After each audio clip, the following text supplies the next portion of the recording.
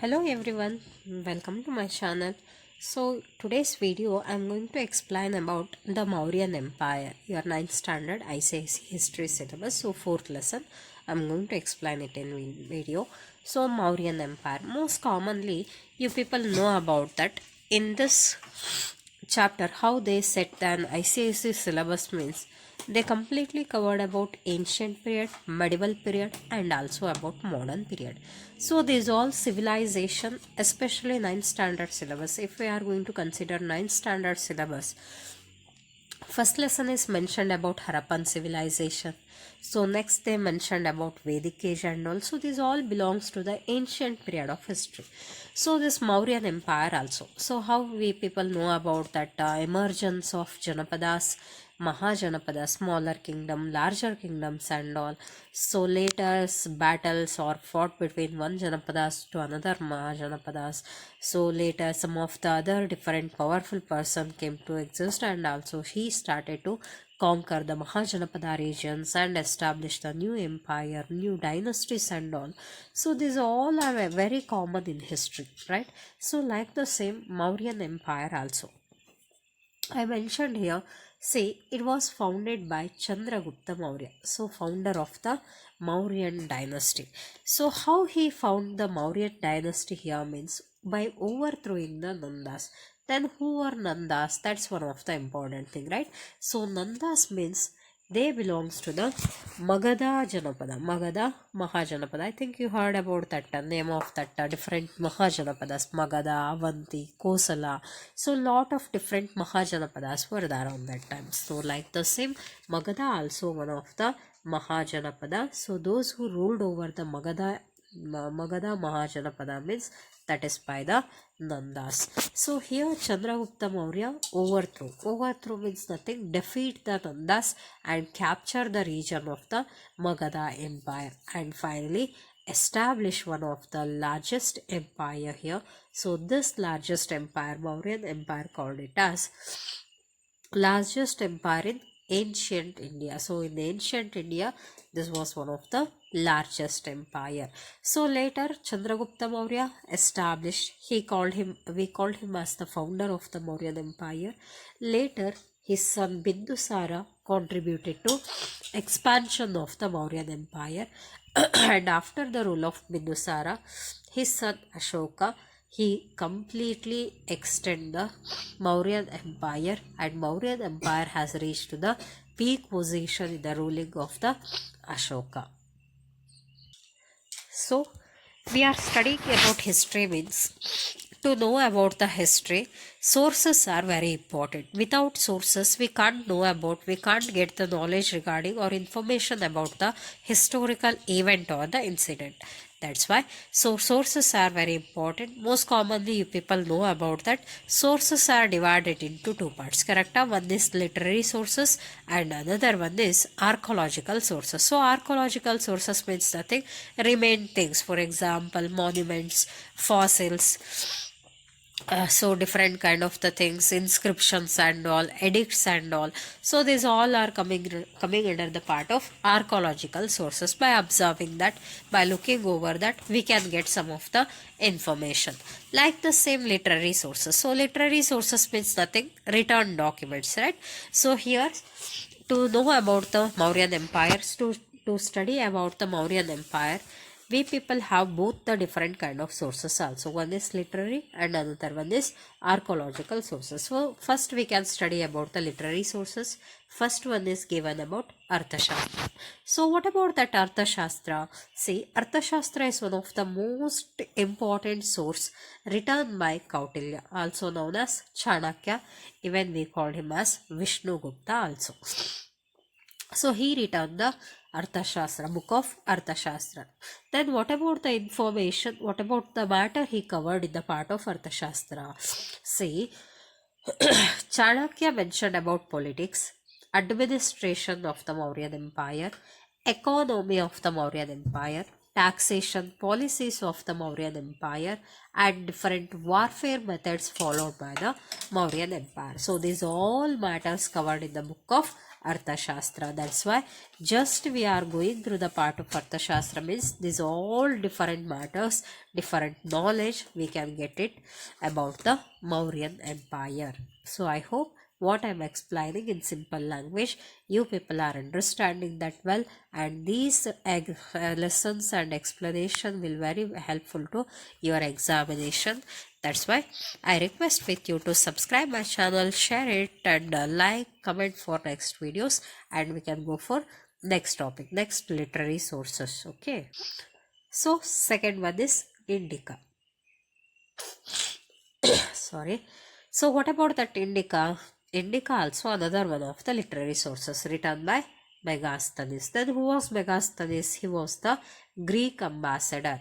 Who sent him? Who sent that Megasthenes to India? Means Greek ruler Seleucus. Who sent him?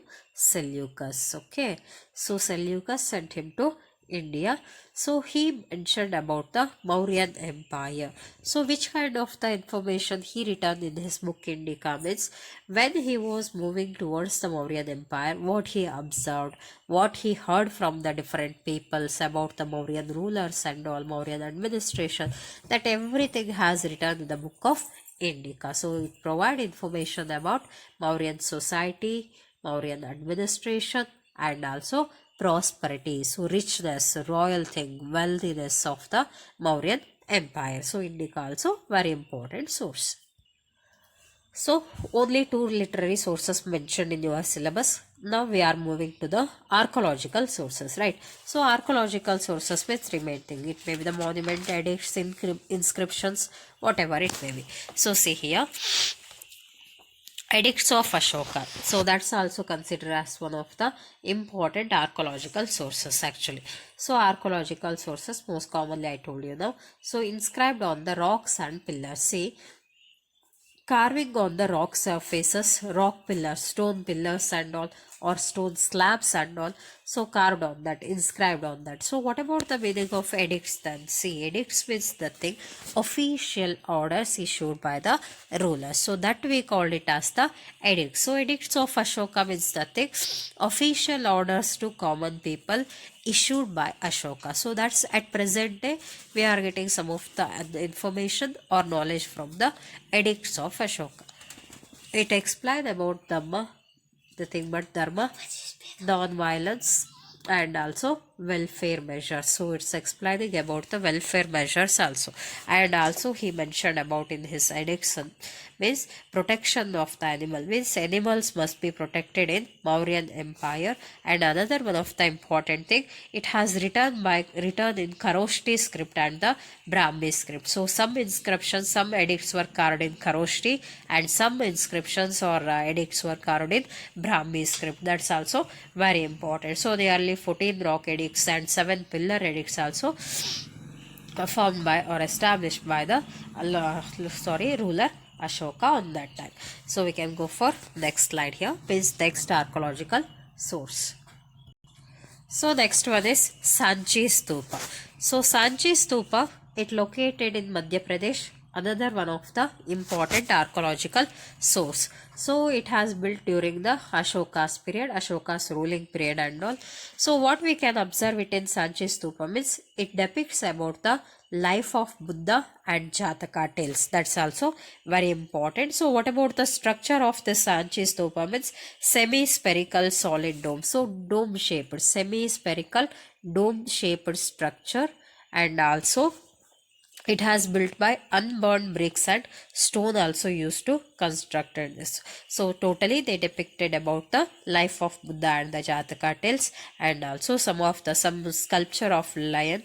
So sculpture of lion is very important. Why? Because 4 Asiatic lions. So picture of 4 Asiatic lions. At present day we selected it as the national emblem. So national emblem is in the year of 1950.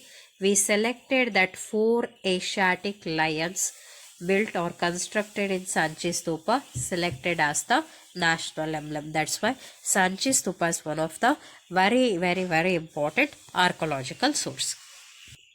So next we can go for the Chandragupta Mauryan Empire and different rulers of Mauryan Empire here. So first one, Chandragupta Maurya, most commonly called it as founder of the Mauryan dynasty. So he was the founder of Mauryan dynasty. So to establish the Mauryan dynasty, he defeated the Dhanananda of Nanda dynasty and also ruler of Magadha Mahajanapada. So to defeat the Dhanananda or Nanda dynasty, he was guided by Chanakya, also known as Chanakya, also called it as Vishnugupta, and also another one of that Kautilya. So he made Pataliputra as the capital of the Mauryan dynasty. So most commonly we know about that. They established one of the most powerful center of the kingdom, means one of the important place will be selecting as the capital city of that. That's why Pataliputra was one of the most important center of the Mauryan dynasty. That's why made that Pataliputra as the capital city of that Chandragupta Maurya. So till that northwestern region to some of the other different region also he expanded his empire, means expansion of empire. So what about the method of expansion? By warfare method, by the part of the having good relationship with one neighbor kingdom to another neighbor kingdoms and all. Totally as a ruler, his responsibility to expansion of the kingdom or the empire. So next ruler after Chandragupta Maurya mentioned about Bindusara. So who was Bindusara? Means he was the son of Chandragupta Maurya. So he also contributed to expansion of the empire. So where he expanded his empire, Mauryan empire, means towards the South India. So he captured lot of different region of South India and expanded the Mauryan empire. So in his administration, in his time, Mauryan empire has strengthened in the part of the administrative issues. And another one of the important thing regarding Bindusara, in your syllabus they didn't mention much. They completely focused about the Ashoka's administration and Ashoka's policy of Dhammaghosha and Kalinga War. So these concepts were focused much. That's why we also can concentrate on that all the topics here now. So next one, after Bindusara, Ashoka has come to the throne of Mauryas. So he considered as one of the greatest ruler of the Mauryan dynasty. And also what about the title of Ashoka? Means called him as the Devanam Priya Piyadasi. So Devanam Priya Piyadasi is one of the title of Ashoka. He promoted the welfare of Mauryan empire and promoted to the peace, non-violence method, and also he embraced the Buddhism. So Buddhism was embraced and promoted and developed by the Ashoka and Ashoka's reign. So next topic is Kalinga War. Most commonly when we are going to remember the name of Ashoka. So Kalinga War also another one of the important topic to remember with the name of Ashoka here. Because our Kalinga War has changed the complete lifestyle of Ashoka and it has influenced on Mauryan rulers and completely they changed the attitude towards the violence method and they adapted the non-violence method after the Kalinga War. So where we can get this all information about the Kalinga War means, so previously I told you Ashoka has established a lot of different edicts in the language of that or in the script of Kharoshti, or he used to carve the inscriptions or edicts in Brahmi script. That's why these edict has or about the Kalinga War mentioned in Rock Edict of 13. So that's one of the most important. So what about the result of that Kalinga War means? Ashoka won the battle, but Ashoka won or Ashoka got victory in the battle of Kalinga War. But what about the concept of that? Massive loss of life deeply affected by him. See, war means most commonly lot of different soldiers died in the part of that entire Kalinga battlefield full of bloodshed and all. So lot of different people were lost their family members and lot of different persons or people owned by the part of the war, cruel war. So based on that he was deeply influenced by the Kalinga War. So at the part of that battlefield Ashoka has decided to leave the part of Bheri Gosha and he decided to adopt the Dhammagosha. Then what about the concept of Bherigosha? See, Bherigosha means nothing, warfare method. So always as a ruler, he was thinking to expand his method, expand his empire and all. To expand the empire, which method he used to follow? Warfare method, attacking on others, attacking on other ruler, other kingdoms and all.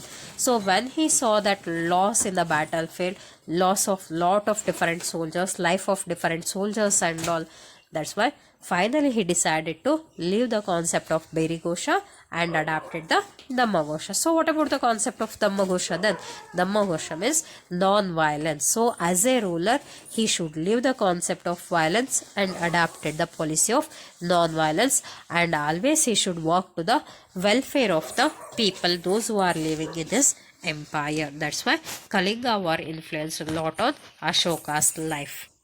So next, last topic of this video, consequences of the Kalinga war. So what about the effects, result of the Kalinga war? See, Ashoka decided to adopt the Dhamma method. Dhamma means nothing, Dharma method, and accepted Buddhist principle, means he started to promote the Buddhism. He used to adopt the policy of non-violence and peacefulness.